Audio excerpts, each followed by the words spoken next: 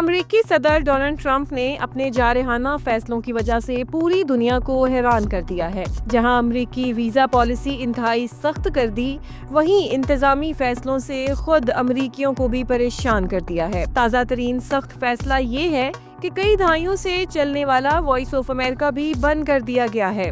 امریکی صدر نے وائس آف امریکہ کو بند کرنے کا ایگزیکٹو آرڈر بھی جاری کر دیا ہے۔ اس حکم نامے کے دیگر فیصلوں میں U S agency for global media کے کئی ملازمین کو جبری رخصت پر بھیج دیا گیا ہے۔ یہ ادارہ کانگریس کی فنڈنگ سے چلتا ہے اور بین الاقوامی نشریاتی نیٹ ورکس کی نگرانی کرتا ہے، جن میں radio free Europe, radio free Asia, مشرق وسطی براڈ کاسٹنگ نیٹ ورکس اور اوپن ٹیکنالوجی فنڈ شامل ہیں۔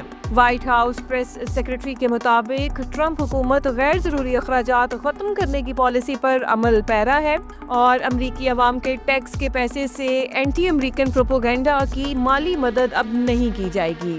ایجنسی کے ملازمین کو بھیجے گئے سرکاری ای میل میں ہدایت دی گئی ہے کہ وہ اپنے شناختی کارڈ، پریس پاس اور دیگر سرکاری املاک واپس کریں اور جب تک مزید اطلاع نہ دی جائے دفاتر میں داخل نہ ہو۔ عالمی امور کے تجزیہ کاروں کے مطابق یہ executive order Voice of America سمیت دیگر امریکی بین الاقوامی نشریاتی اداروں پر تباہ کن اثرات ڈالنے والا ہے۔